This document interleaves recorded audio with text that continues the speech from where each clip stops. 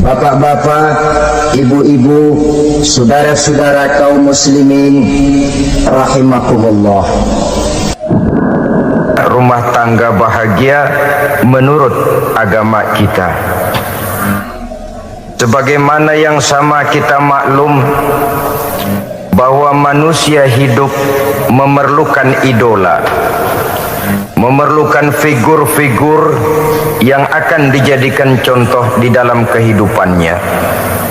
Sifat ini dinamakan hubbut taklid atau kecenderungan untuk meniru, dan nampak lebih menonjol pada kehidupan anak-anak remaja atau para pemuda. Siapa yang menjadi idolanya, siapa yang menjadi sentral figur dalam kehidupannya, itulah yang akan dijadikannya sebagai contoh. Kalau idolanya adalah Mick Jagger misalnya, maka tentu yang akan dicontohnya adalah Mick Jagger. Mulai gaya rambutnya, gaya pakaiannya, sampai kepada gaya jalan dan hidupnya. Soal pantas atau tidak pantas urusan nomor 16. Yang penting nyontoh dulu. Inilah kecenderungan daripada manusia. Bagi kita umat Islam, contoh ideal, figur sentral yang sepatutnya jadi idola tidak lain adalah junjungan kita Nabi besar Muhammad sallallahu alaihi wasallam. Beliau menjadi contoh dan panutan oleh karena kepribadiannya yang kompleks. Sejak dari seorang pemimpin negara yang adil sampai kepada seorang jenderal yang gagah berani di medan perang, sampai kepada seorang diplomat yang ulung, pedagang yang jujur, suami yang bertanggung jawab, ayah yang penuh kasih sayang dengan anak-anaknya, dan di dalam keseluruhannya beliau merupakan uswatun hasanah. Termasuk dalam membina rumah tangga bahagia, contoh kita tidak lain adalah rumah tangga beliau. Bagaimana sih rumah tangga Nabi kita itu? Beliau berkata dalam dua kalimat yang singkat tapi punya pengertian yang sangat luas dan dalam tentang rumah tangganya. Beliau mengatakan, baiti jannati, rumah tanggaku adalah sorga bagiku. Satu cerminan yang merupakan refleksi dari keadaan yang membawa kebahagiaan. Padahal sepanjang sejarah yang kita baca, rumah beliau kecil saja. Sarapan pagi pun cuma seteguk air zam-zam, sepotong roti, kadang-kadang sebutir kurma. Tidurnya di atas kain kasar yang separuh jadi selimut, separuh jadi alas tidur. Tetapi di tengah kondisi yang semacam itu, beliau sanggup berkata, baiti jannati, rumah tanggaku adalah surga bagiku. Kenapa kita yang hidup di zaman sekarang, di mana fasilitas sesungguhnya serba lebih menunjang untuk berkata semacam itu, malah kita berkata sebaliknya, baiti nari, rumahku adalah laksana neraka bagiku. Padahal kalau dilihat, rumahnya pun kadang-kadang bertingkat, kendaraan serba berkilat, uang banyak berlipat-lipat, istri pun tak kurang cantik memikat, kadang-kadang jumlahnya 4. Tapi tiap hari kiamat tidak ada ketenangan dan ketentraman di rumah tangga. Saudara hadirin kaum muslimin rahimakumullah, mengapa Rasul sampai mengatakan baiti jannati, rumahku adalah laksana surga bagiku? Inilah pokok pembicaraan kita pada pertemuan kali ini. Sebagaimana yang kita maklum bahwa nikah dalam pandangan Islam bukan hanya sekedar untuk memenuhi kebutuhan biologis manusiawi, tidak hanya sekedar untuk memperkembangbiakkan keturunan, dan juga tidak pula untuk memperturutkan hawa nafsu. Lebih daripada sekedar itu, nikah dalam pandangan Islam merupakan ibadah. Oleh karena ibadah, maka seluruh tujuan ibadah, apakah dia bernama solat, apakah dia bernama puasa, zakat, sodako, haji dan lain sebagainya, seluruh daripada tujuan ibadah target utamanya adalah mardhatillah atau keridhaan daripada Allah Subhanahu wa taala. Kalau nikah itu ibadah, maka sesungguhnya tujuan utama dari pelaksanaan suatu pernikahan tidak lain hanya untuk mencari keridhaan dari Allah Subhanahu wa taala. Bukankah kalau kita tanya tiap orang yang melakukan nikah, kenapa sih kamu nikah dengan dia? Jawabannya bisa macam-macam. Yang umum, karena saya cinta dia. Ada yang berkata, karena saya ingin mendapat ketenangan hidup. Ada yang bilang, karena saya ingin hidup teratur. Ada yang mengakui, karena saya ingin dapat keturunan, dan lain sebagainya. Tetapi sesungguhnya, menurut ajaran agama, kalau nikah merupakan ibadah, jawaban intinya ialah, saya melakukan nikah untuk mencari keridhaan dari Allah Subhanahu wa ta'ala. Ini konsekuensinya kalau nikah merupakan bagian daripada ibadah. Rumah tangga yang didirikan atas dasar mencari keridhaan Allah, maka akan diwarnai oleh nilai-nilai luhur daripada ajaran agama. Tanpa harta orang memang sulit untuk bahagia, tapi harta bukan jaminan orang lalu akan bahagia. Harta pada suatu saat akan berakhir, kecantikan akan berkurang, pangkat dan jabatan akan sampai kepada batasnya. Tetapi agama, keyakinan, nilai-nilai iman, itulah pegangan kita yang kekal dan abadi. Sebab itu dalam surah Ar-Rum ayat ke-21 Allah Subhanahu wa taala menjelaskan, wa min ayatihi an khalaqalakum min anfusikum azwajan litaskunu ilaiha wa ja'ala bainakum mawaddatan wa rahmah. Dan di antara tanda-tanda kebesaran Allah, dijadikannya bagimu istri-istrimu dari diri kamu sendiri, litaskunu ilaiha, agar kamu bisa hidup tenang bersamanya, wa ja'ala bainakum mawaddatan wa rahmah, dan dijadikannya di antara kamu rasa cinta dan kasih sayang. Umumnya pernikahan terjadi karena mawaddatan warahmah ini, cinta dan kasih sayang. Atas dua dasar itulah rumah tangga didirikan orang. Atas dasar itulah seorang laki-laki dan seorang perempuan memadu janji untuk membagi suka dan duka dalam hidup ini secara bersama-sama. Namun kalau kita renungi ayat ini, Allah tidak hanya menjadikan cinta, tapi Allah juga menjadikan kasih sayang. Apa bedanya cinta dan kasih sayang? Apa bedanya mawaddatan warahmah ini? Saudara, mawaddah yang artinya cinta, itu sasarannya biasanya adalah jasmani, kecenderungan biologis. Itu akan berakhir. Orang yang mendirikan rumah tangga cuma karena kecenderungan biologis, cuma karena rasa cinta semata-mata, cinta biasanya terkait kepada keindahan. Betul apa benar? Biasanya orang mudah jatuh cinta kepada sesuatu yang punya nilai keindahan. Makanya anak muda jarang yang jatuh cinta sama nenek-nenek. Cinta selalu memandang segi keindahannya.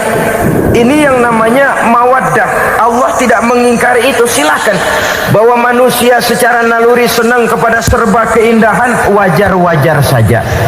Tetapi tidak cuma mawaddah, Allah juga menciptakan rahmah, kasih sayang. Mawaddah mungkin ada akhirnya, tapi rahmah tidak akan pernah ada akhirnya. Kalau mawaddah adalah berkecenderungan kepada biologis, jasmaniah, maka rahmah kecenderungan kepada nilai-nilai rohani, kepribadian, kejiwaan, dan lain sebagainya. Dikala pernikahan di bawah umur 40 tahun, mungkin masih banyak mawaddahnya, rasa cintanya. Tapi 40 bahkan 50 tahun ke atas, rasanya orang berumah tangga kalau sudah 50 tahun ke atas itu lebih banyak kasih sayangnya ketimbang cinta-cintaannya. Kalau satu rumah tangga hanya didirikan atas dasar mawaddah saja, atas dasar cinta saja, padahal cinta itu terpaut kepada hal-hal keindahan, keindahan satu saat akan menurun. Ya tentu sebagaimana yang kita maklum bersama-sama, belum punya anak memang cantik. Sudah punya anak, kecantikan mulai menurun. Punya anak 2, kulit mulai mengkerut. Punya anak 3, onderdil mulai dol. Punya anak 4, apalagi tidak pandai merawat diri, persis dompet tanggung bulan. Kalau rumah tangga didasarkan kepada rupa yang cantik saja, cinta akan bisa berpindah, paling tidak akan berkurang nilainya. Sebab itu Allah tidak hanya menyediakan mawaddah warahmah, dijadikannya di hatimu itu tidak cuma sekedar cinta, tapi juga kasih sayang. Nah, kasih sayang inilah apabila berakar dan berurat dari nilai-nilai keagamaan yang akan menopang jalinan rumah tangga bahagia, mengukuhkan usaha untuk mencapai mardotillah atau keridhaan daripada Allah Subhanahu wa ta'ala. Dengan demikian berumah tangga bukan tujuan. Ini kalau kita lihat dari segi agama. Berumah tangga cuma alat untuk mencapai mardotillah, keridhaan daripada Allah. Seorang suami yang pergi pagi pulang sore peras keringat banting tulang mencari nafkah untuk menghidupi keluarganya, kalau niatnya untuk mardotillah maka pergi usahanya adalah ibadah. Sementara si suami pergi berusaha, istri di rumah mendoakan suaminya, itu juga merupakan bagian daripada ibadah. Marilah kita biasakan membina satu rumah tangga untuk mencapai keridhaan daripada Allah Subhanahu wa ta'ala. Ini motif dasarnya. Karena itu Rasul Anas bin Malik pernah bercerita, bertahun-tahun saya membantu di rumah tangga Rasul. Selama tahun-tahun yang panjang saya membantu di rumah tangga beliau itu, kata Anas bin Malik, belum pernah kok saya mendengar kata-kata kasar, keras, membentak-bentak. Belum pernah saya melihat ada piring terbang, sandal melayang, ada penggorengan nitir di atas. Belum pernah, padahal tahun-tahun yang panjang sudah saya lalui. Itu rumah tangga Rasul. Istrinya lebih dari 1, tapi tenang, ayem, adem. Walaupun gosip selalu ada. Ini loh ya, namanya hidup berumah tangga. Jangankan rumah tangga kita manusia biasa, rumah tangga Rasul pun tidak luput dari gosip yang kita kenal dengan hadisul ifki itu. Itu sampai tercatat dalam sejarah. Tetapi yang jelas dengan istri yang lebih dari 1, rumah tangganya tenang, tentram, adem. Kita di rumah tangga istri 1, seminggu 7 hari, berantemnya 6 hari. Cuma 1 hari gencatan senjata. Saudara hadirin yang saya muliakan, kalau tujuan rumah tangga adalah mardotillah, apa ciri dari suami istri yang menegakkan rumah tangga untuk mencapai ridho Allah itu? Pertama, sepasang suami istri yang membina rumah tangga semata-mata untuk mencapai keridhaan Allah, cirinya yang pertama, bersyukur apabila beroleh nikmat. Ini ciri yang pertama. Bersyukur kepada Allah, kepada sesama berterima kasih. Suami berterima kasih kepada istri, bertahun-tahun didampingi hidupnya, dicucinya pakaiannya, dimasaknya makanannya. Tidak istri mengeluh walau hidup lebih banyak kurangnya daripada cukupnya. Suami pandai berterima kasih kepada istrinya. Sementara istri pun bisa berterima kasih kepada suaminya. Bertahun-tahun suami peras keringat, banting tulang mencari nafkah, menjadi palang dada terdepan apabila ada masalah-masalah yang besar. Kedua-duanya lalu punya timbangan. Nah inilah ya, saya pesan kepada suami, kepada para suami, kepada para istri, supaya di rumah ada timbangan. Perlunya apa? Kalau pada satu saat istri kita salah, suami cepat-cepat ambil timbangan, lalu ditimbang mana yang lebih berat, salahnya atau dosanya, benarnya atau kesalahannya. Ini istri saya jasanya begini, lalu jasanya begini, salahnya ini, mana yang lebih besar, jasanya atau salahnya? Dengan adanya timbangan, maka keputusan akan objektif. Tapi kalau timbangannya emosi, salah sedikit saja sudah main bentak, main usir, akhirnya keputusan akan mendatangkan kerugian. Sebaliknya, kalau suami yang salah, istri ambil timbangan, ditimbang mana lebih besar, jasanya atau salahnya. Jangan sampai nanti terjadi pepatah, panas setahun habis dihapus oleh hujan satu hari.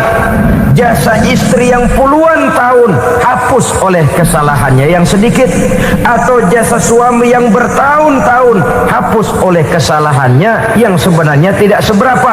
Akibat apa itu terjadi? Karena tidak adanya timbangan. Dari rasa bersyukur dan dari rasa berterima kasih ini, saudara-saudara, akan timbullah sifat saling menghargai. Suami menghargai istri, istri pun menghargai suami. Istiqomah, dikasih uang 5.000 senyum, dikasih uang 500 senyum. Itu namanya istri yang pandai bersyukur. Kalau tidak, 5.000 nyengir, 500 manyun. Tahu manyun? Kayak bemok nyari setoran, monyong saja. Ada sikap istiqomah di dalam membina kehidupan berumah tangga ini. Lalu mengerti posisi suami, ini termasuk tanda berterima kasih. Suami saya itu kerjanya apa, golongannya apa, gajinya sebulan berapa. Atas dasar itu, lalu istri menjadi istri yang tahu diri. Walaupun suami harus menyenangkan istri, istri pun hendaknya nimbang, tahu batas kemampuan suami. Kemauan mungkin tidak terbatas, tapi kemampuan sangat terbatas. Kalau suami pegawai kecil, ya mintalah yang kecil-kecil. Kalau suami pegawai rendah, mintalah yang sesuai dengan kemampuannya. Jangan suami gajinya cuma 50.000 sebulan, istri menuntut minta dibeliin gelang yang kayak velg beca. Tentu sudah overacting namanya. Saudara hadirin yang saya muliakan, kunci awalnya bersyukur kepada Allah.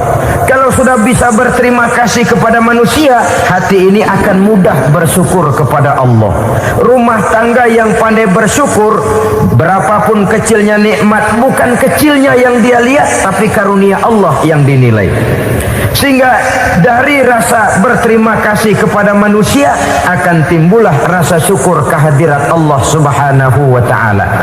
Itu yang sering diistilahkan orang, kalau dia punya mobil, dia berkata alhamdulillah kita punya mobil, tetangga kita cuman punya motor. Kalau dia punya motor, syukur kita punya motor, tetangga kita cuman punya sepeda, kemana-mana kekejek melulu. Kalau dia punya sepeda, alhamdulillah punya sepeda, tetangga kita sebelah nggak punya apa-apa, kemana jalan kaki saja. Kalau dia jalan kaki, alhamdulillah kita masih bisa jalan. Tetangga kita sebelah lumpuh bertahun-tahun nggak kemana-mana. Kalau dia lumpuh, alhamdulillah kita masih hidup. Tetangga kita kemarin mati nggak balik lagi.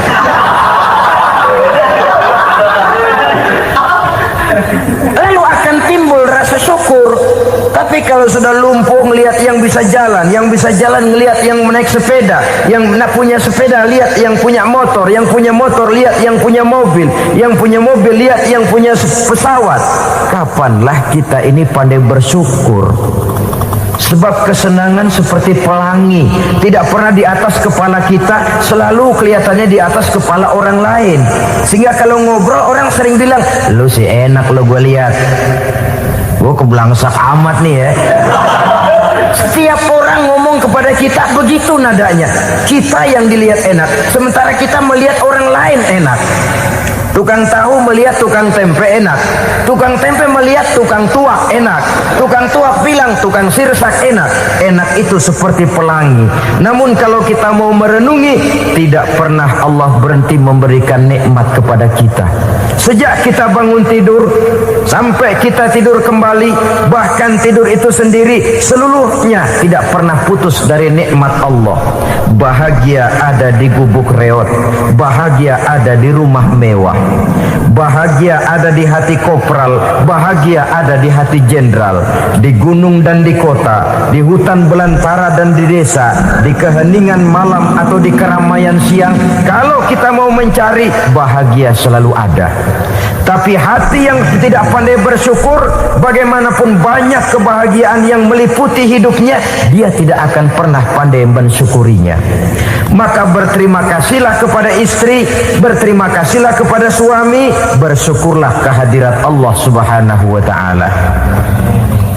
Saya sering mengatakan, sebaliknya seorang suami bagaimanapun kondisi istrinya, kalau itu memang jodohnya, beranilah berkata, istriku adalah Romeoku, istriku adalah Julietku, atau istriku adalah Sri Kandiku. Biarin pengkor ya pengkor, nggak ada urusan. Mensyukuri. Kalau tidak mensyukuri, yang timbul lalu sesalan. Kalau sudah sesalan, mudah umpat mengumpat, caci mencaci dalam rumah tangga, lalu terjadilah kegaduhan. Ketenangan sulit kalau sudah tidak ada unsur saling menghargai itu. Lebih celaka lagi kalau sudah mengarah kepada penyesalan. Kata istrinya, bang, gue nyesel kawin sama lu. Suami digituin bikin gede kepalanya. Kalau lu nyesel apalagi gua, makin nyesel. Iya, coba pikir bertahun-tahun kita berumah tangga, memangnya abang bisa beliin apa sama saya? Itu juga gerobok kalau nggak ngeredit, bang. Kalau nggak ngeredit, memangnya kamu bayar kreditan pakai daun pisang? Saudara hadirin yang saya hormati, ini saya tekankan kepada ibu-ibu karena penyakit perempuan umumnya. Pernah Rasul itu pulang Isra Mi'raj cerita, saya pulang Isra Mi'raj diperlihatkan neraka. Neraka ya Rasul? Lalu bagaimana? Saya lihat kok isinya kebanyakan perempuan. Perempuan. Laki juga tidak sedikit. Cuma kebanyakan kok perempuan. Apa perempuan tidak sholat ya Rasul? Sholat. Tidak puasa? Puasa. Tidak ngaji? Rajinan dia sama suaminya. Tapi kenapa lebih banyak di sana? Rasul berkata, hunna yakfurnal ashir. Penyakit umum dari perempuan tidak pandai berterima kasih kepada suaminya. Ini rupanya penyakit umum dari tahun atu. Saudara hadirin yang saya muliakan, jadi rumah tangga yang didirikan atas dasar mencapai ridho Allah, maka kelihatan dari pasangan suami istri menjadi orang yang pandai bersyukur terhadap nikmat. Bukankah dalam surah Ibrahim ayat 7 Allah berjanji, la in syakartum la azidannakum wa la in kafartum inna azabi lasyadid. Kalau kamu pandai bersyukur, aku tambah nikmatku. Kalau kamu ingkar, tidak mau bersyukur, azabku itu hebat dan pedih. Rumah tangga yang suami istrinya tidak bersyukur disiksa oleh perasaannya sendiri. Tetangganya dapat nikmat, dia yang meriang. Tetangganya dapat kesenangan, dia yang sakit hati. Dia tidak melihat nikmat yang diberikan kepadanya. Nikmat yang orang lain punya aja yang diincar. Nikmat orang lain aja dihitung-hitung. Tangga kita, saya baru habis beli yang sebelah belilir habis beli kukusan. Cuma sekedar kukusan saja. Orang lain beli apa-apa jadi bahan diskusi di rumahnya. Orang lain saja yang diusut. Timbul dendam kesumatnya, timbul hasutnya. Dia tidak bersyukur dengan nikmat yang ada dalam rumah tangganya. Isi rumah tangga semacam itu disiksa oleh perasaan hasutnya sendiri. Jauh dari kebahagiaan, kering hatinya, miskin jiwanya, merana batinnya. Kalau sudah ke sana, jauhlah rumah tangga dari pantulan sinar kebahagiaan. Saudara-saudara, kita lihat rumah tangga Rasul. Dari rumah yang kecil, Dari tempat tidur yang sarapnya kain kasar, separuh jadi selimut lagi. Keluar ucapan baiti jannati. Kenapa? Beliau orang yang pandai bersyukur kepada Allah, bisa berterima kasih kepada istri-istrinya, dan istrinya pun pandai berterima kasih kepada Rasul dan bersyukur kehadirat Allah Subhanahu wa taala. Maka nikmat lalu bertambah. Makin kita syukuri nikmat, makin tambah itu. La azidannakum, janji Allah, pasti aku tambah nikmatku kepadamu jikalau kamu pandai mensyukurinya. Tapi kalau kamu ingkar, tidak pandai bersyukur, awas, nikmat bisa berubah menjadi azab kalau kita tidak pandai-pandai mensyukurinya. Jadi cirinya yang pertama, rumah tangga bahagia itu apabila suami istri pandai bersyukur terhadap nikmat yang diberikan oleh Allah Subhanahu wa taala. Satu. Cirinya yang kedua, rumah tangga yang berdasarkan untuk mardhatillah, mencapai keridhaan Allah, sabar apabila mendapat cobaan. Namanya orang berumah tangga itu persis berlayar di lautan. Suami istri adalah dua orang yang memegang kemudi. Kalau berlayar ombak tenang, angin bertiup sepoi-sepoi basah, lalu bila malam datang bulan bersinar, bintang gemintang gemerlapan, berlayar memang nikmat. Tapi satu saat angin puting beliung bertiup, gelombang menggunung, halilintar menyambar, kemudian petir berkilat. Kalau pada saat itu suami mau ngalor, istri mau ngidul, alamat perahu patah di tengah jalan, kandas di lautan sebelum sampai ke pantai yang akan ditujunya. Oleh karenanya perlu kekompakan. Maka sejak awal seharusnya dalam akan membina rumah tangga yang bahagia itu lebih baik bicara yang pahit-pahit saja, supaya terjadi kesamaan langkah apabila menghadapi kesulitan dan cobaan. Sabar apabila mendapat cobaan. Rumah tangga seperti kapal di lautan tadi tidak akan sunyi dari hantaman gelombang, tidak akan sepi dari tiupan angin topan, dari kilatan petir, dari sambaran halilintar. Baik suami, baik istri harus sabar menghadapi kesulitan. Kadang kesulitan dari segi ekonomi, kadang kesulitan dari segi mengarahkan dan mendidik anak-anak, kadang kesulitan karena banyak orang yang hasut dengan kita, kadang kesulitan berbagai macam lah yang menyebabkan kesulitan. Rumah tangga yang bertujuan mencapai ridho Allah sabar menghadapi segala macam kesulitan. Saudara-saudara kaum muslimin rahimakumullah, kesulitan adalah bagian daripada perjalanan hidup. Siapa orangnya yang tidak pernah menemukan kesulitan dalam kehidupan? Rasanya hampir tidak ada. Dan memang kesulitan bukan untuk ditakuti. Kesulitan justru untuk diatasi, dicarikan jalan keluarnya. Begitulah suami istri yang bertujuan mencari ridho Allah. Manakala suami berada dalam kesulitan, istri mencarikan jalan keluar atau berusaha memberikan jalan keluar. Sebaliknya, manakala istri dalam kesulitan, suami bisa mencarikan jalan keluarnya. Sabar dalam menghadapi segala macam kesulitan. Dalam surah Luqman ayat 17, Allah Subhanahu wa taala berfirman, "Wasbir 'ala ma asabak, inna dzalika min azmil umur." Dan bersabarlah terhadap apapun yang menimpa kamu. Bersabarlah terhadap segala kesulitan yang kamu hadapi, karena sesungguhnya yang demikian itu merupakan sebagian dari perkara-perkara yang telah ditetapkan oleh Allah Subhanahu wa taala.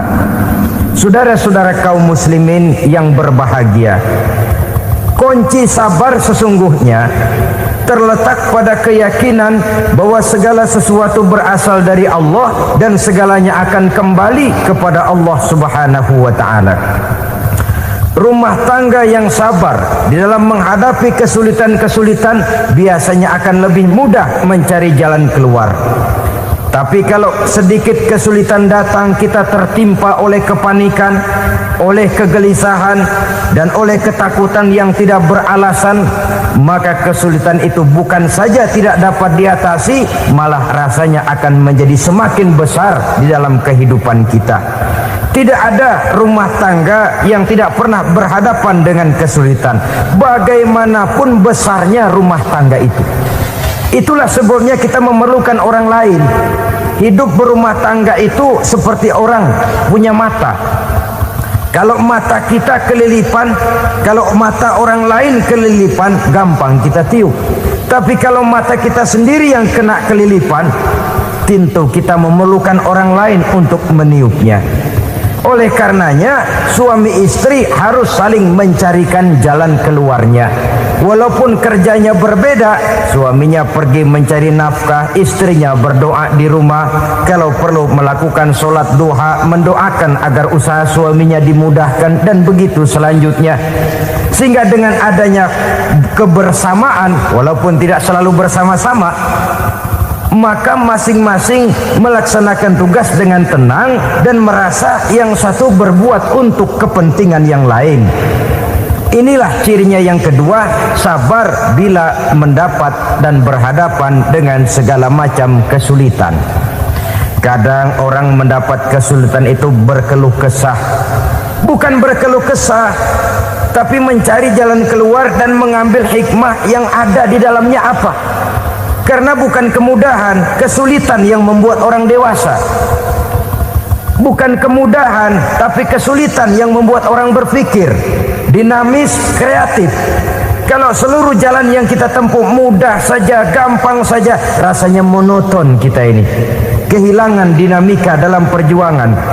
Kesulitan yang membuat orang matang, kesulitan yang menempa kepribadian untuk lebih dewasa menghadapi bahtera kehidupan, membuat pandangan makin arif, wawasan makin luas, dan analisa semakin tajam.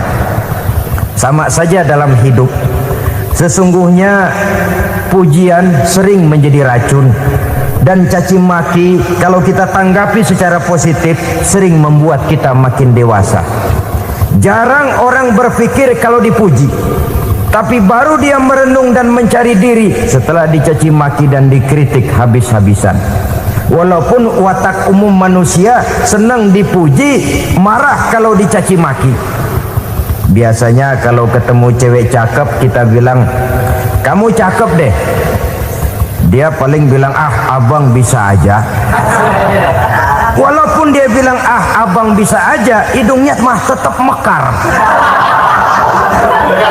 Seneng kalau dipuji, itu kecenderungan manusia. Marah kalau dicaci maki, marah kalau dikritik.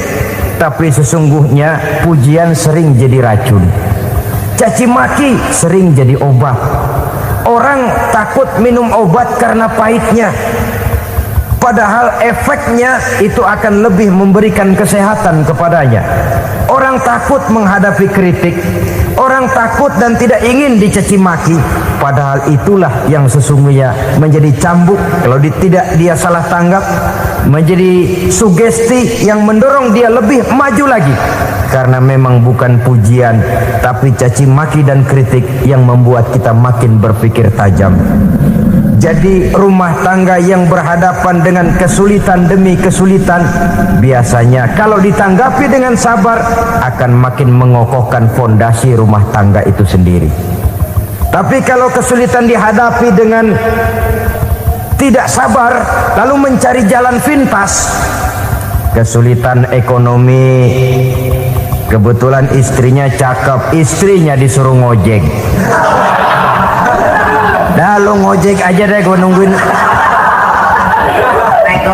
nungguin setoran dah. Suami tapak di rumah. Saudara hadirin yang saya muliakan, buat sepintas memang mendatangkan materi itu, mengatasi kesulitan ekonomi. Tapi apakah bahagia? Walaupun rumah bisa jadi besar, perabotan bisa serba lebih lengkap dan ada, tapi apakah semuanya mendatangkan bahagia? Sementara suami kehilangan rasa cemburunya, dan dalam agama itu disebut dayus. Dayus, suami yang tidak punya rasa cemburu kepada istrinya. Dan orang dayus kayak begitu haram mendapat bau sorga. Bau sorga saja tidak dapat, apalagi masuk ke dalamnya. Ya tapi juga jangan lantas mentang-mentang harus cemburu sama istri, overacting. Suaminya nawar sayuran, lakinya pulang ngomel, lu pacaran ya sama tukang sayur. Itu juga over, saudara-saudara. Kesulitan ekonomi diatasi dengan sabar. Sabar dalam arti berusaha dengan tidak mengambil jalan pintas, berusaha tetap berada di jalan yang diridhoi oleh Allah. Ini yang jadi problema ini rumah tangga sekarang ini, kesulitan ekonomi, di mana lapangan kerja sulit, di mana persaingan hidup tajam, sedangkan kita hidup ingin seperti orang lain. Kita mudah gelap mata, mudah picik pandangan, mudah sulit pertimbangan, lalu mengambil jalan pintas. Kadang menjual akidah, menjual keimanan. Kebetulan penderingan kering, ada yang nawarin beras 3 liter sama Supermi 2 bungkus. Hari Minggu diajak ke gereja mau. Itu iman kena beras 3 liter telap. Kesulitan ekonomi, saudara-saudara. Sehingga Imam Ali pernah berkata, kadal fakru ayyakuna kufran. Kemiskinan memang mudah membawa orang kepada kekafiran, kepada perbuatan-perbuatan yang bisa mengundang kekafiran. Oleh karena itu dalam tamsil lain beliau berkata, kalau ada ular dan ada kemiskinan, kemiskinan yang saya getok lebih dulu, kemiskinan yang saya bunuh lebih dahulu. Karena kemiskinan mudah membawa orang kepada kekufuran. Bagaimanapun sulitnya ekonomi yang dihadapi dalam rumah tangga, percayalah satu saat jalan keluarnya mesti ada. Mesti ada. Jangan sampai mengambil jalan pintas yang membuat kita keluar dari jalan yang ditinjau dari segi kemasyarakatan pun mendatangkan aib, ditinjau dari kehormatan berkeluarga pun mendatangkan nista, ditinjau dari segi ekonomi pun barangkali tidak akan mendatangkan kelimpahan materi. Jalan pintas pada umumnya, saudara-saudara, hanya memberikan kenikmatan yang sekejap. Dan apalah itu artinya kalau harus mengorbankan kesenangan yang abadi dan kekal. Kadang-kadang mengorbankan anaknya sendiri, anaknya dikomersilkan. Pokoknya siapa yang nyamper lu berangkat aja dah. Asal pulang nenteng pisang sama jeruk sebongsang, orang tua udah anteng aja udah. Saudara hadirin yang saya muliakan, setiap kita selalu berhadapan dengan kesulitan. Karena itu rumah tangga yang bertujuan mencapai mardhatillah, mereka sabar dalam menghadapi kesulitan. Tidak ada beras, puasa saja, puasa sunnah. Puasa sunnah, lapar tapi ada pahalanya, daripada tidak puasa lalu ngegerundel. Brengsek Tuhan, gue sembahyang melulu lapar juga. Sudah lapar tidak berpahala. Bukankah Rasulullah sendiri kalau pulang ke rumah Aisyah lalu berkata, ya Humairah, ada makanan hari ini? Ada makanan yang enggak ada bang. Alhamdulillah, kalau begitu saya puasa. Pulang dari mana-mana perut lapar, mau makan tidak ada makanan, bukan marah, bukan ngamuk, puasa. Maka boleh puasa sunnah, niatnya udah siang, jam 10, jam 11, asal dari pagi belum makan apa-apa. Niatnya jam 10, sah dengan catatan dari pagi belum makan apa-apa. Jangan sudah sepiring setengah baru niat, itu lain. Itu ngojek namanya itu. Pengertian dalam kesulitan. Satu malam beliau pulang dari masjid agak larut. Habis ngajar banyak yang bertanya. Ketuk pintu, Assalamualaikum, Assalamualaikum. 3 kali beliau memberi salam, tidak ada jawaban, tidak dibukakan pintu. Rupanya istri beliau lelah bekerja di waktu siang, tidurnya pules benar.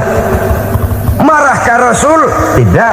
Beliau gelar sorban, tidur di depan pintu.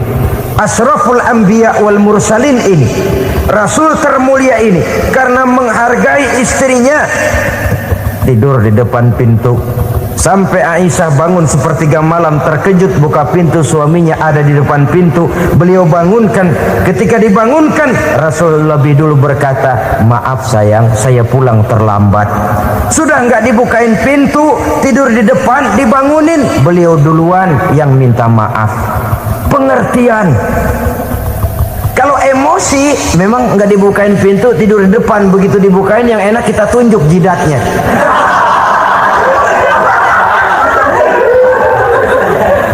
Saudara hadirin yang saya muliakan, kesulitan di dalam kehidupan merupakan bagian daripada kehidupan. Bukan untuk ditakuti, tapi untuk diatasi. Bukan untuk dihindarkan, tapi dicarikan jalan keluarnya. Hadapilah kesulitan dengan baik sangka kepada Allah, dengan lapang dada, dan dengan tetap bersabar menghadapinya. Kenapa? Karena tujuan kita mendirikan rumah tangga, mencapai ridho Allah. Kalau anak kita perjualbelikan, kalau istri kita komersilkan, kalau akidah kita jual untuk mempertahankan rumah tangga, bukankah makin jauh saja rumah tangga itu dari ridho Allah? Ini tujuan utamanya. Yang ketiga, rumah tangga yang bertujuan mardotillah itu, suami istri yang merupakan fondasi di rumah tangga, suami sebagai pemimpin, istri sebagai pembina, selalu musyawarah dalam menyelesaikan persoalan. Walaupun istri ditakdirkan sebagai pemimpin dan suami sebagai pemimpin dan istri yang dipimpin, tapi agama menganjurkan musyawarah. Jangan mentang-mentang istri nyari duit, suami nyari duit, lalu menteleng. Segalanya mau diktator, segalanya mau sendiri. Rumah tangga yang bertujuan mencapai ridho Allah selalu didirikan atas dasar musyawarah. Sehingga apabila sesuatu itu dihasilkan dari suasana musyawarah, tidak akan melahirkan penyesalan di belakang hari. Kalau tidak, berjalan menurut seleranya masing-masing, belakangan timbul penyesalan, akhirnya main salah menyalahkan. Kalau sudah saling salah menyalahkan, itu artinya sudah saling mengungkit kekurangan masing-masing. Akibatnya tidak ada lagi saling menghargai. Jadi dengan demikian, musyawarah di dalam menyelesaikan persoalan, menghadapi kesulitan ekonomi, musyawarah, menghadapi kenakalan anak, musyawarah, akan membeli ini dan itu, sebaiknya juga musyawarah. Kalau merupakan hasil musyawarah, maka saudara-saudara, hasilnya pun akan dihadapi oleh bersama. Enak rasakan bersama, tidak enak rasakan bersama. Kenapa? Tadinya musyawarahnya bersama-sama juga. Lah kalau hasil sendirian, giliran enak mungkin yang satu mau ikut, giliran tidak enak yang satu nuding, gua kata juga apa? Kan begitu akibatnya kalau tidak berdasarkan musyawarah lebih dahulu. Maka insya Allah hasil musyawarah ini setidaknya tidak akan mendatangkan sesalan di belakang hari nantinya. Saudara-saudara kaum muslimin rahimakumullah, ciri yang keempat, sepasang suami istri yang bertujuan mencapai ridho Allah dalam upaya mencapai rumah tangga bahagia itu tawakal apabila mempunyai rencana. Tawakal berserah diri kepada Allah, bukan berserah diri dalam artian mutlak yang mengarah kepada fatalism atau predestination. Kita sering mengartikan tawakal secara salah. Belum apa-apa sudah menyerahkan diri kepada Allah. Memang semuanya terjadi menurut maunya Allah dah. Gak usah ngapa-ngapain, bagaimana Tuhan aja dah. Lapar juga nggak usah makan, kalau takdirnya kenyang pan kenyang. Ya udah lapar terus kita. Makan dulu, perkara nanti kenyang apa tidak, itu baru tawakal. Kalau sakit ke dokter, soal sembuh atau tidak, baru tawakal. Artinya usaha itu ada. Setelah suami berusaha, istri berusaha, selebihnya tawakal. Apa perlunya tawakal? Apabila berhasil tidak lupa daratan, apabila berhasil tidak lupa diri, apabila gagal tidak putus asa. Sehingga dengan demikian dari tawakal ini lahirlah pondasi yang kokoh membina rumah tangga yang bahagia dalam upaya mencapai keridhaan daripada Allah Subhanahu wa taala. Apapun yang kita laksanakan di rumah tangga, tujuan intinya tetap untuk mencapai keridhaan Allah. Beli kendaraan untuk mencapai ridho Allah, lalu dipakai ngaji, dipakai ke masjid dan sebagainya. Beli peralatan rumah tangga untuk mencapai ridho Allah, mendidik anak untuk mencapai ridho Allah, membantu keluarga untuk mencapai ridho Allah, dan begitu selanjutnya. Tawakal apabila mempunyai rencana. Kemudian cirinya yang kelima, suami istri yang bertujuan mencapai ridho Allah selalu mempererat silaturahmi. Sebab seperti sudah saya sampaikan pada pertemuan terdahulu, dalam berumah tangga itu ada orang tua, ada mertua. Itu cuma perbedaan istilah, tapi hakikatnya adalah sama. Jangan karena perbedaan istilah lalu menyebabkan kita berbeda sikap. Kalau sudah berbeda sikap, tentu akan melahirkan perasaan yang tidak simpatik. Sebaiknya suami istri kalau sudah berumah tangga, jadikanlah orang tua tempat cerita yang enak saja. Yang tidak enak telan berdua, yang pahit rasakan berdua, kesusahan dan kesulitan atasi berdua. Giliran enak ngomong sama orang tua, giliran senang cerita sama mertua. Sekarang kan kita balik, kalau lagi senang duitnya banyak, anteng di rumah, kalem aja. Tapi lalu waktu susah, waktu susah, cerita kepada orang tuanya, cerita kepada mertuanya. Lalu kapan kita mau menyenangkan orang tua? Sudahlah mereka susah mendidik kita di waktu kecil, membesarkan kita, melakukan segala macam pengorbanan. Demi setelah kita berumah tangga, kesulitan rumah tangga kita tumpahkan juga kepada mereka. Pererat silaturahmi dan usahakan agar seluruh keluarga hanya menjadi tempat kita cerita yang enak-enak saja. Istilah sehari-harinya, kalau di rumah kita makan sama sayur bayam, keluar rumah diem, malah seluitan. Tetangga tanya, lu makan kayaknya enak banget apa sih? Daging ayam.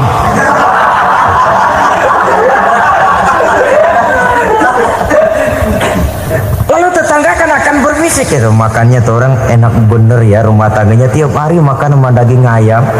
Biarlah paling kurang itu jadi doa, daripada kita makan sama kangkung lalu ribut ngomel di mana-mana. Gua kesel banget sama bini gua, di warung ceritanya lagi. Kenapa? Saban sari gua direbusin kangkung mulu, brengsek. Di warung cerita ada RT, ada RW. Gara-gara makan sama kangkung se-RT tahu. Akhirnya mungkin kalau kita berangkat orang hitung dari jauhan, lihat kangkung liwat.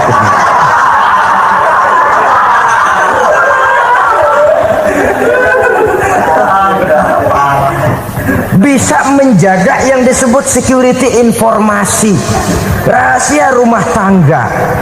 Bahkan pernah saya berikan contoh karena ingin menghargai. Suami beliin kain batik buat istrinya. Istri tahu begitu sepintas, nih kain jelek nih. Tapi karena mau menyenangkan suaminya, dia bohong. Bagaimana bu kain yang bapak beliin? Aduh bagus bener pak, bagus sekali itu kain. Warnanya pak emang yang model begitu tuh. Tetangga kita mana ada yang pakai kain begitu pak?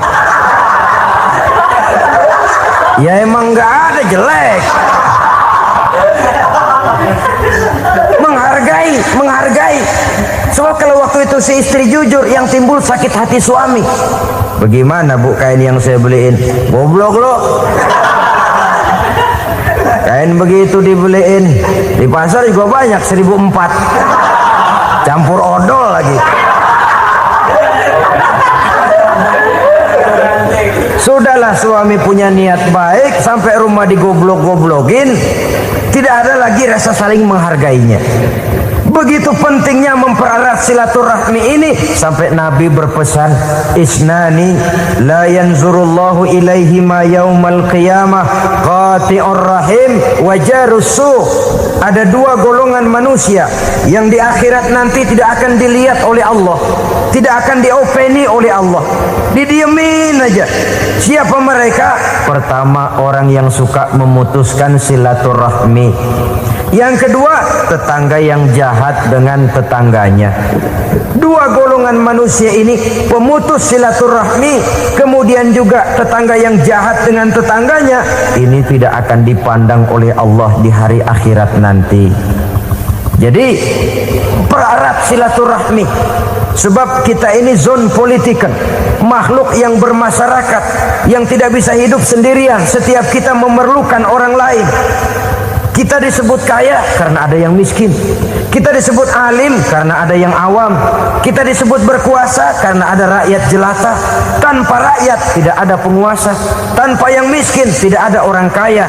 Kalau tidak ada yang jelek, siapa yang bilang cakep? Karena ngimbangi. Saudara hadirin, atas dasar ini mestinya kita selalu bersyukur dalam segala posisi. Tidak lalu salah terima kepada karunia yang diberikan Allah kepada kita. Saudara hadirin yang saya hormati, pererat silaturahmi, jadikan orang-orang tua kita tempat kita cerita yang enak-enak saja. Yang tidak enak, telan sendiri, usahakan sendiri, carikan jalan keluarnya sendiri. Setidaknya ya diam sajalah. Kalau belum bisa membalas budi baik orang tua, setidaknya jangan menyakiti hati orang tua kita. Sudah lelah dan payah dia mengasuh kita, membesarkan kita, merawat kita. Demi setelah kita berumah tangga, seluruh kesulitan kita bawa lagi kepadanya. Karena itu buat para istri juga ini perhatian. Kalau dimarahi suami, jangan cepat-cepat pulang ke rumah orang tuanya. Nggak boleh diomelin dikit, main buntal aja. Gua pulang dah. Pulang sampai sana cerita habis-habisan, dikucek kejelekan suaminya. Nanti 2-3 hari balik aja lagi, kan nggak lucu jadinya. Saudara hadirin, begitu juga suami mencaci maki habis istrinya, 2-3 hari bayar aja lagi. Konyol, istrinya sudah dicaci maki habis-habisan, dijeleki leluhur-leluhurnya, 2-3 hari baik lagi, mesraan lagi. Kata bininya dalam hati, gua lu jelekin juga, lu pakai juga, payah.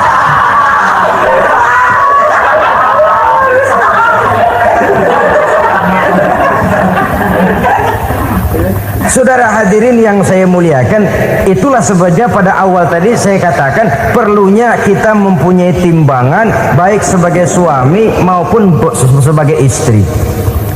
Nah, dari mempererat silaturahmi ini akan terjalin rasa kekeluargaan. Maka tradisi arisan keluarga itu bagus sesungguhnya untuk mempererat silaturahmi. Cuma celakanya bukan silaturahmi yang jadi tujuan, arisannya itu yang jadi tujuan. Akibatnya apa? Kalau belum narik mah semangat banget datang dah. Begitu udah narik aja udahan. Itu celakanya. Akhirnya silaturahmi jadi nomor 2, arisan semata-mata yang menjadi tujuan. Sesungguhnya itu bagus untuk mempererat silaturahmi. Karena kalau kita dengan kita sesama saudara sudah tidak saling mau mengenal, bagaimana dengan anak-anak kita? Bagaimana dengan cucu-cucu kita? 2-3 generasi yang akan datang tentu akan lebih saling tidak mengenal lagi.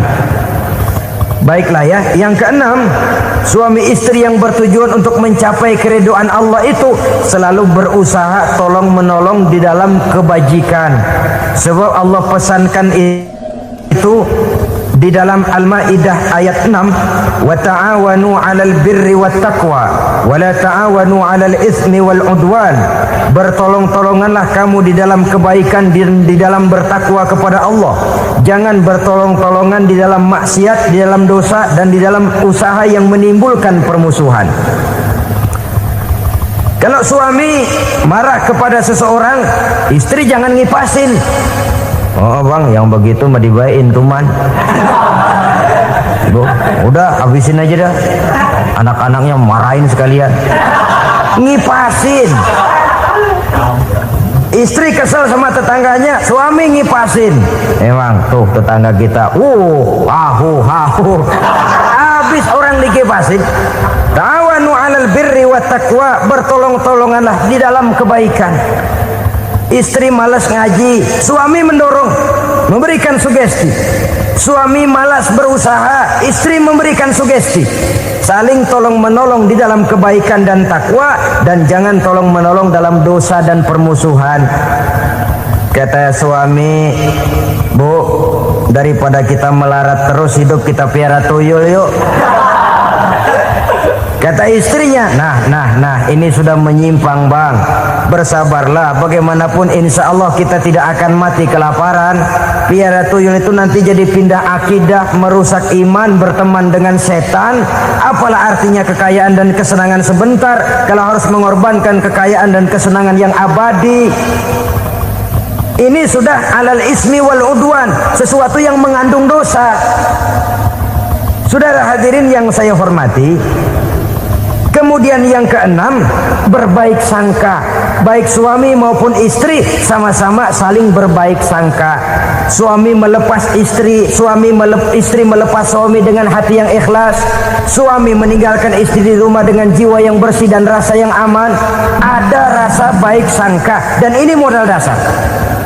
Kalau sudah dilandasi oleh buruk sangka, tentu yang lahir nanti adalah perasaan-perasaan yang tidak baik. Akibatnya sangat tidak menguntungkan. Inilah beberapa ciri dari rumah tangga yang didirikan atas dasar mardhatillah, mencapai keridhaan dari Allah. Nanti akan menyusul tujuan berikutnya, diantaranya mendapat keturunan, diantaranya lagi mendatangkan gairah untuk lebih berusaha mencari rezeki karena sudah merasa punya tanggung jawab berupa anak dan istri. Mempererat silaturahmi itu cuma tujuan-tujuan sekundernya saja. Tujuan primernya kita melakukan suatu nikah untuk mencapai keridhaan dari Allah Subhanahu wa taala.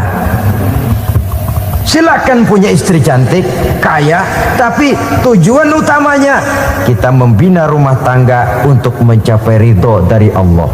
Karena itu dasarnya mawaddatan warahmah. Jangan cuma cinta, tapi juga kasih sayang.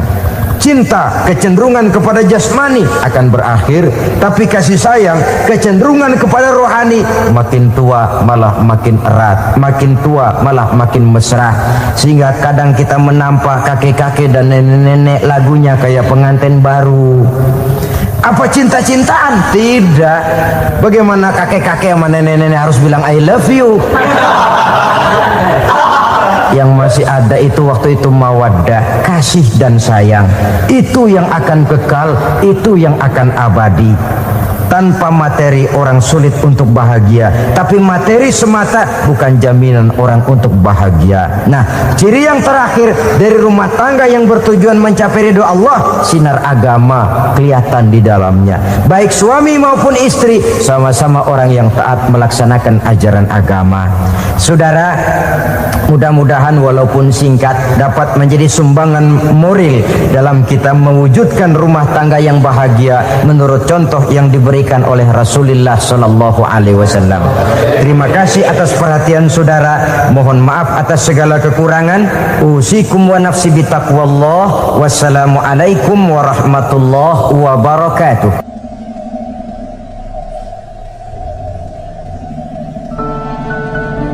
Assalamualaikum warahmatullahi wabarakatuh. Wa ala alihi wa sahbihi ajma'in, amma ba'du.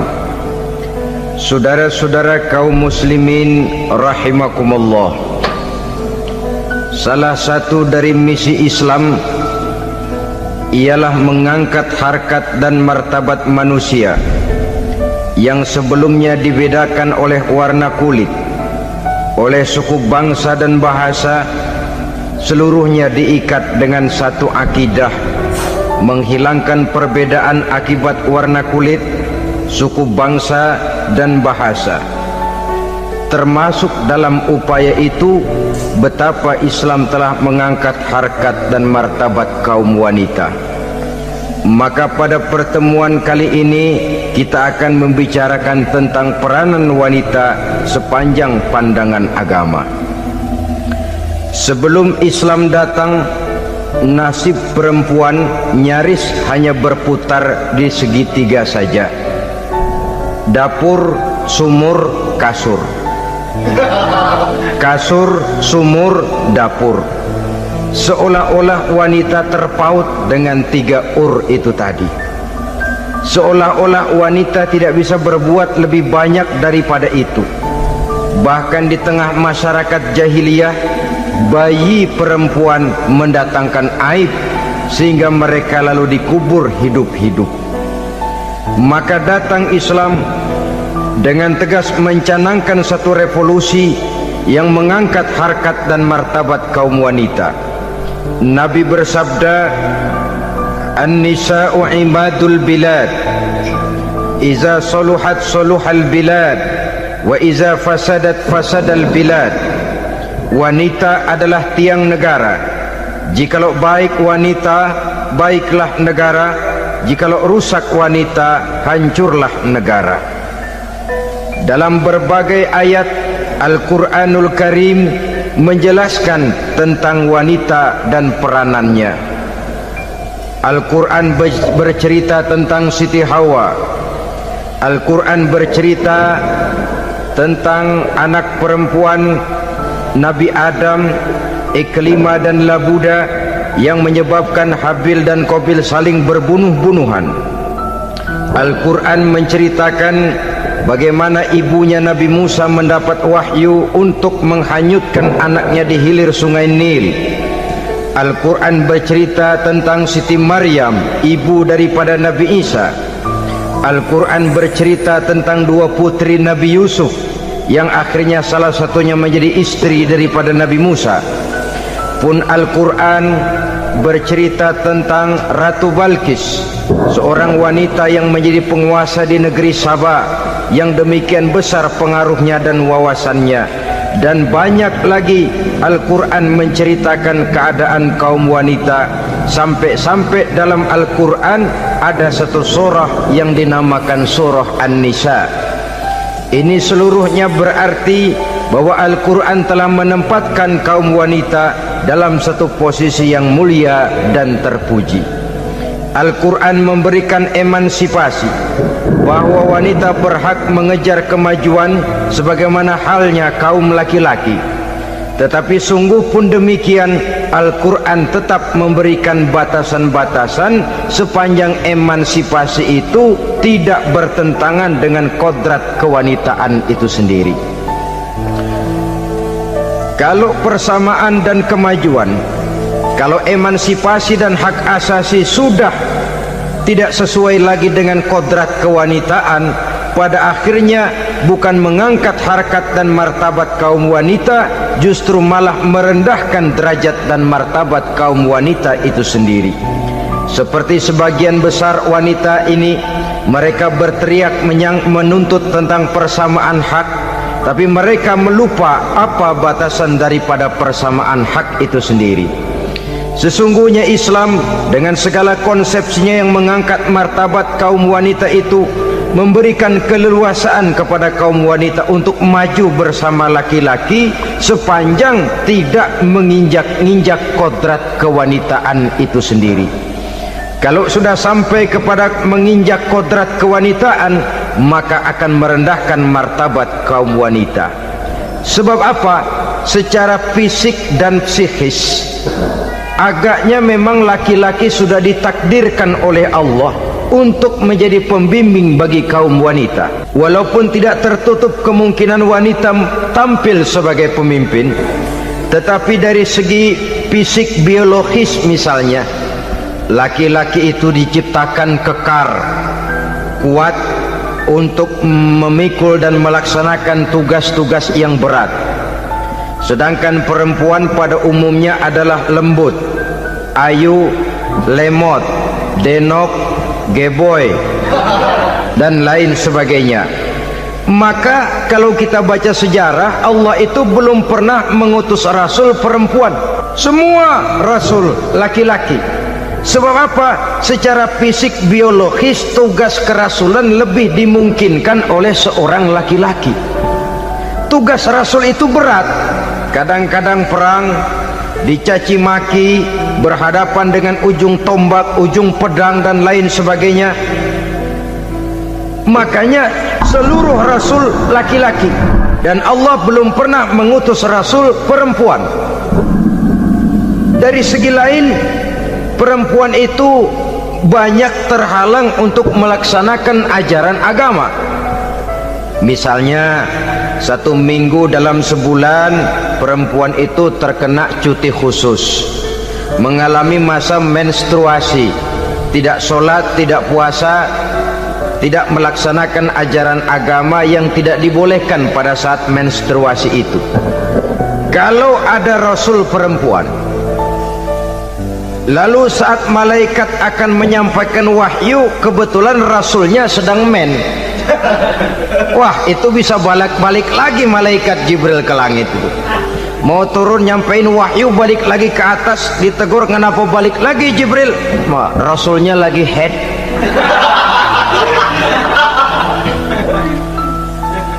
Atau pada saat agama dalam bahaya, agama dalam hinaan, agama dalam ancaman, rasulnya perempuan kebetulan sedang hamil besar. Apa lalu perang ditunda?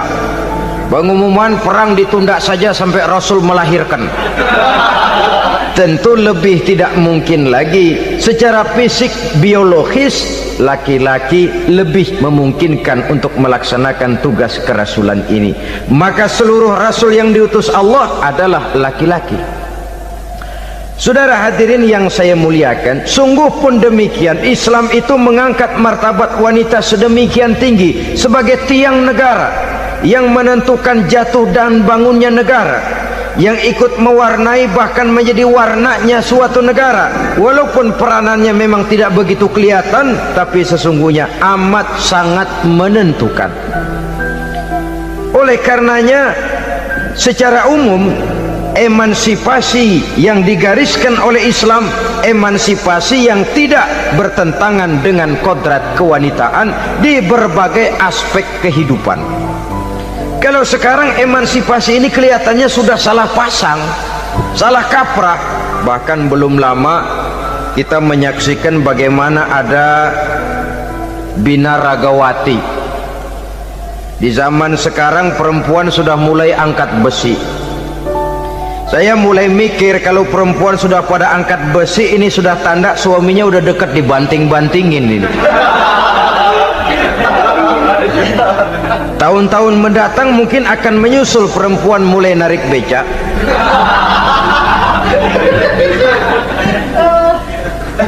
Nampaknya kan sudah tidak lagi mengindahkan kodratnya sebagai wanita. Ada olahraga yang hanya pantas dikerjakan oleh laki-laki.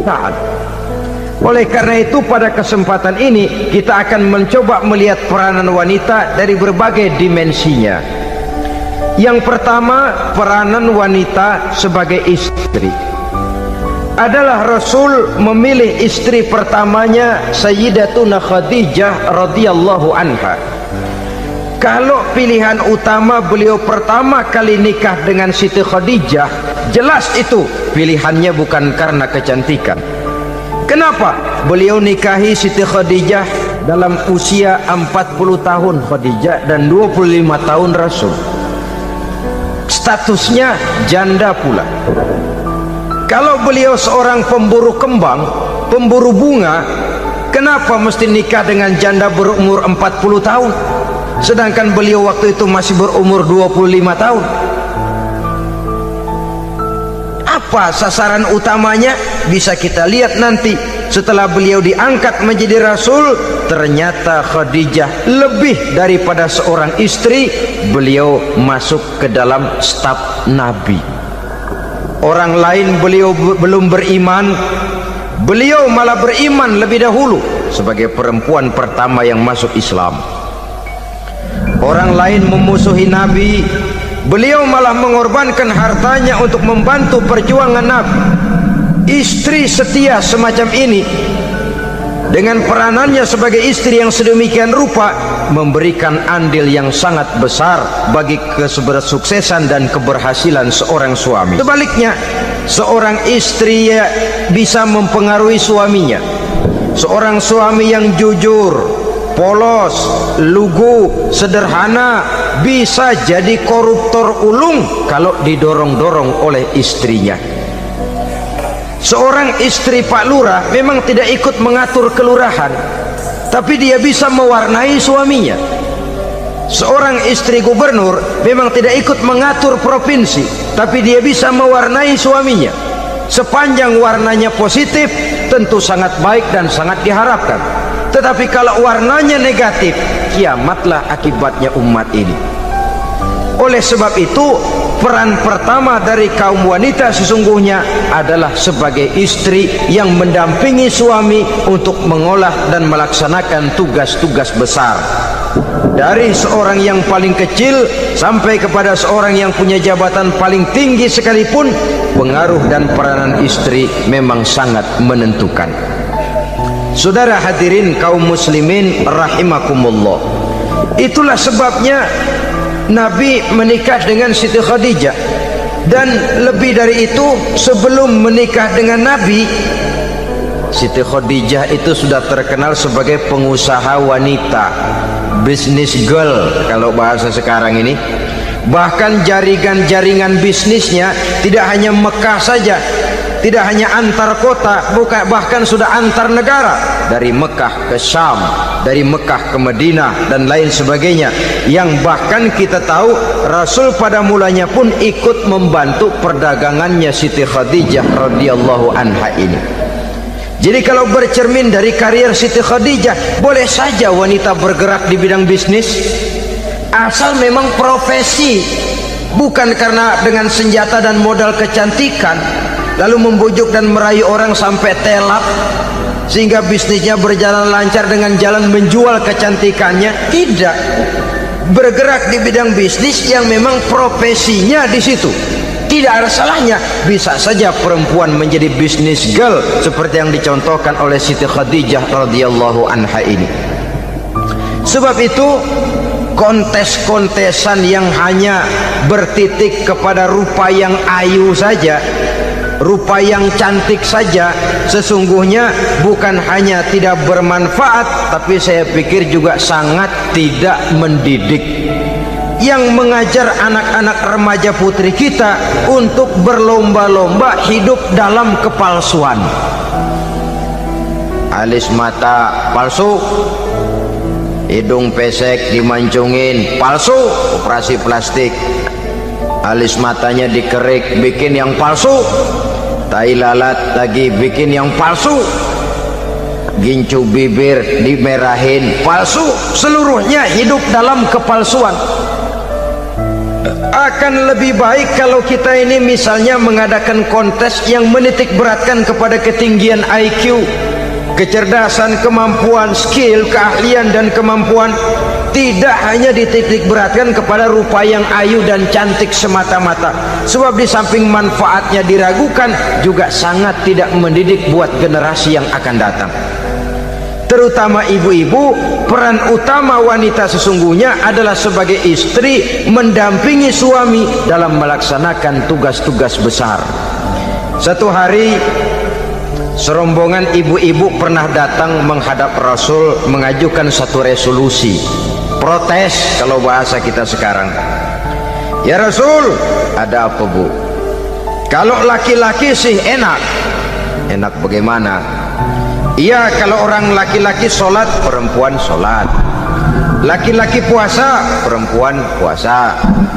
Laki-laki pergi haji, perempuan pergi haji. Laki-laki menuntut ilmu, perempuan bisa menuntut ilmu. Tapi kalau laki-laki pergi jihad, perang membela agama, kami perempuan tidak bisa ikut jihad perang di medan pertempuran.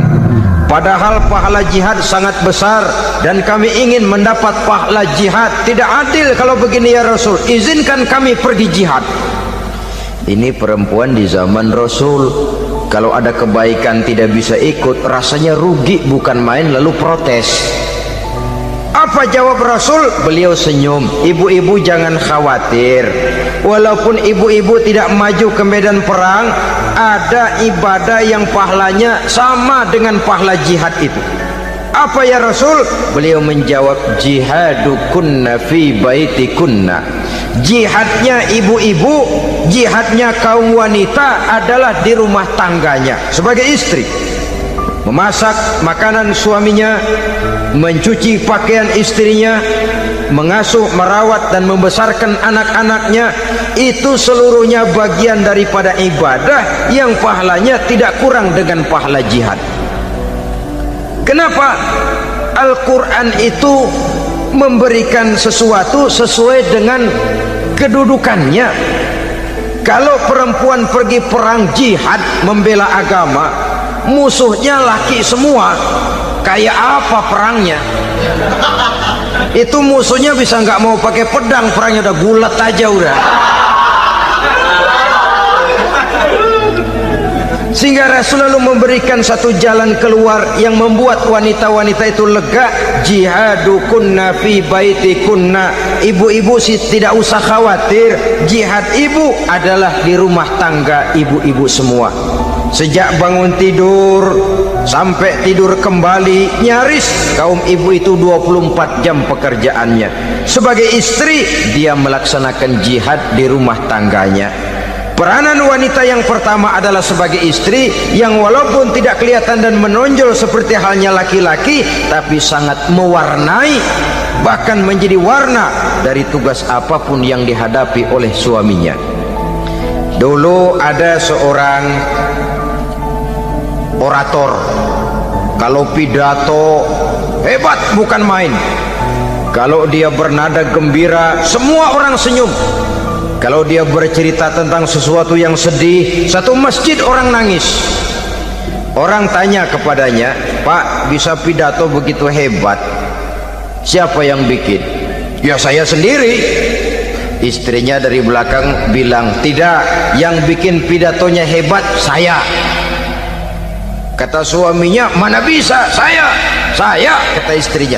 "Kalau saudara tidak percaya, tunggu Jumat depan, dia khutbah Jumat, saya akan bikin khutbahnya tidak hebat," kata istrinya. Sudah hari Rebo, siap-siap mau bikin konsep khutbah, baru mau nulis, datang istrinya, "Bang, tolong pegangin anak, saya mau ke warung." Mau bikin konsep lagi, kata istrinya, "Bang, tolong ini, tolong itu, tolong ini." Sampai mau berangkat khutbah Jumat, khutbah belum selesai dibikin. Begitu naik mimbar, kehabisan bahan. Sudah 10 menit masih ama ba'du. Ini yang dengar heran, ini orang kok bicaranya bisa cuma amat sama badu saja. Di situ kelihatan saudara-saudara betapa peran serta istri yang walaupun tidak kelihatan oleh pandangan mata yang zahir, tapi teramat sangat menentukan.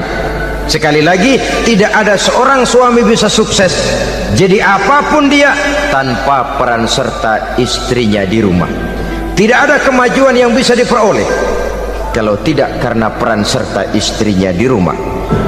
Tidak ada kesuksesan yang bisa diraih tanpa keikutsertaan daripada istrinya di rumah. Walaupun suaminya yang dikenal orang, suaminya yang dipuji orang, suaminya yang disanjung orang, bagian besar tetaplah saham dan andil daripada istrinya yang di rumah itu. Ini makna an-nisa imadul bilad. Wanita adalah tiang negara. Jikalau baik wanita, baik negara. Jikalau rusak wanita, hancur negara. Karena wanita, negeri Salba menjadi terkenal tentram, aman, wawasan politiknya luas. Seorang semacam Cleopatra bisa menaklukkan Julius Caesar. Dan begitu selanjutnya.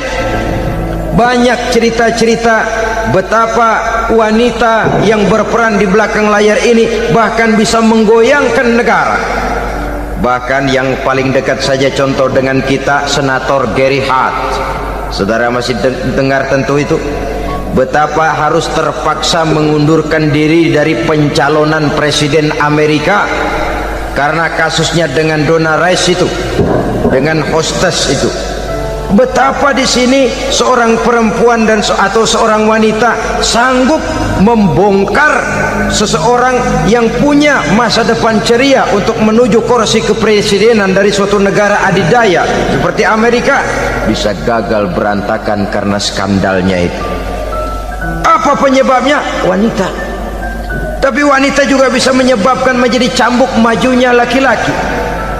Wanita juga bisa menghancurkan dan mengubur laki-laki. Saudara hadirin yang saya muliakan, ia memang kelihatannya makhluk yang lemah, tapi di balik kelemahannya itu sesungguhnya dia bisa menelan laki-laki yang bagaimanapun besarnya. Saudara-saudara kaum muslimin rahimakumullah, terutama ibu-ibu yang saya hormati, jadi peranan yang pertama wanita sebagai seorang istri. Yang kedua, wanita sebagai ibu. Ini juga sangat besar pengaruhnya dalam membentuk generasi masa yang akan datang. Bapak, oleh karena kesibukan tugasnya tentu lebih banyak di luar rumah. Yang nyaris 24 jam di rumah itu ibu.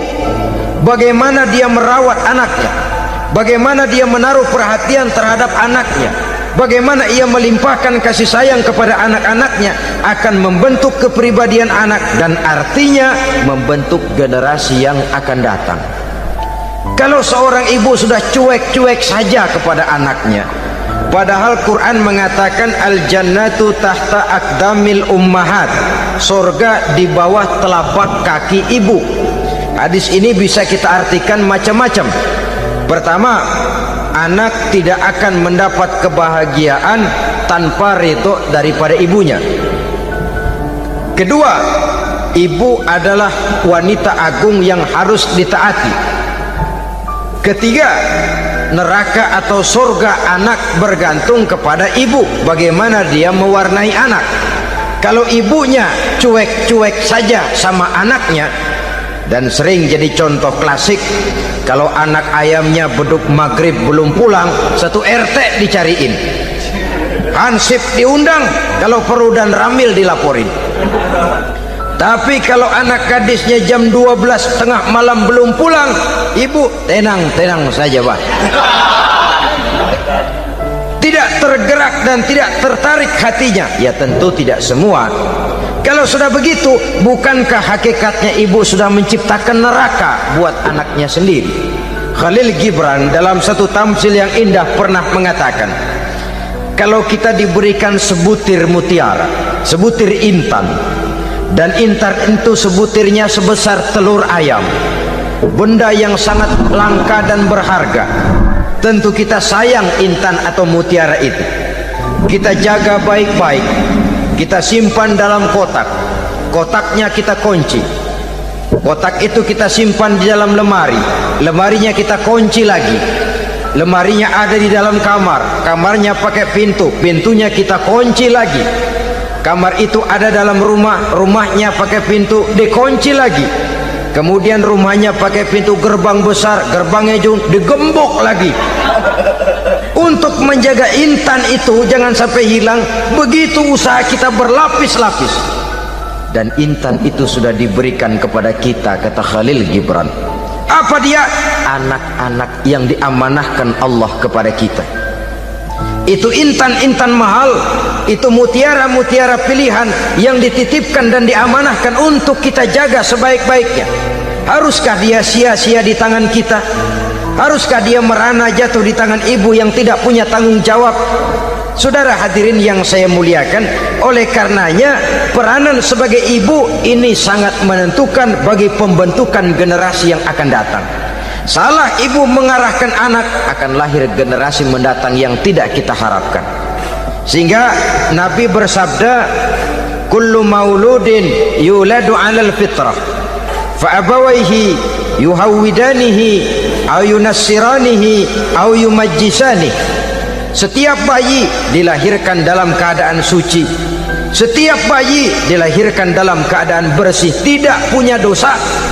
Islam tidak mengenal dosa warisan. Semua saja bayi lahir dalam keadaan suci dan bersih. Kalau demikian lalu bagaimana? Kata Nabi, ibu bapaknya lah yang kelak akan menjadikan anak itu sebagai Yahudi, yang kelak menjadikan itu anak itu sebagai Nasrani, atau menjadikan anak itu sebagai majusi, ibu bapaknya yang mewarnai anak. Ibaratnya anak itu kertas putih, mau ditulis tinta hijau warnanya hijau, mau ditulis tinta merah warnanya merah, mau ditulis tinta hitam pun warnanya hitam. Oleh karena itu pembentukan anak yang soleh secara mental sesungguhnya sudah diwarnai oleh kebiasaan ibu bapak dalam pergaulan di rumah tangganya secara mental. Sehingga dengan demikian saudara-saudara, salah kaprah ibu dalam mengarahkan anak-anaknya akan melahirkan generasi penerus yang sungguh-sungguh tidak kita harapkan, dan pada gilirannya akan membahayakan perkembangan bangsa dan negara, membahayakan kita sebagai suatu umat. Apalagi sekarang ini masih banyak orang-orang muslim, orang-orang tua muslim yang kadang-kadang menyekolahkan anaknya di sekolah yang membahayakan akidahnya, mematikan imannya, menghancurkan tauhidnya. Pokoknya asal bonafid keluar sekolah ada jaminan lapangan kerja, perkara anak mau kafir mau murtad bukan urusan. Alangkah ironi dan sangat menyedihkan. Saudara-saudara yang saya hormati, jadi dari segi kaum wanita peranan ibu sangat besar. Dari segi anak, ketaatan kepada ibu, doa restu ibu akan membawa kepada kebahagiaan hidup. Doa ibu mustajabah, kutukan ibu manjur. Beberapa hikayat dan riwayat menjadi contoh dan tamsil buat kita betapa tidak ada satu kebahagiaan di dunia ini yang bisa ditegakkan tanpa doa restu daripada ibu. Pantas kalau dalam Al-Quran ada ummul kitab, ibunya atau induknya kitab. Tiap negara punya ibu kota, bapak kota tidak ada. Lalu lagi wawasan Nusantara disebut ibu pertiwi, bapak pertiwi kemana tahu. Saudara hadirin yang saya muliakan, lalu dalam peringatan hari-hari besar nasional ada yang namanya Hari Ibu. Hari bapak nggak pernah diperingati. Ada hari ibu, dan ibu itu pun ada Ibu Kartini, ada Ibu Dewi Sartika, dan macam-macam lagi yang seluruhnya merupakan refleksi dan gambaran betapa peranan kaum wanita di dalam kehidupan ini yang memang banyak mewarnai dan menjadi warna dari suatu kegiatan. Saudara-saudara kaum muslimin rahimakumullah, apabila yang pertama tadi kita melihat peranan kaum wanita sebagai istri, betapa ia berpengaruh besar dalam ikut menunjang keberhasilan dan kesuksesan suaminya.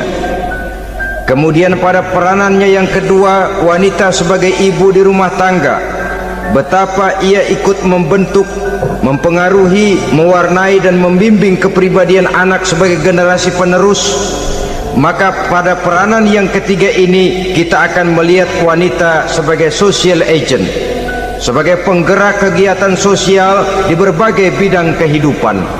Apakah itu bernama majelis taklim, apakah itu bernama perkumpulan dan yayasan-yayasan kemanusiaan, organisasi-organisasi yang bergerak di bidang pendidikan.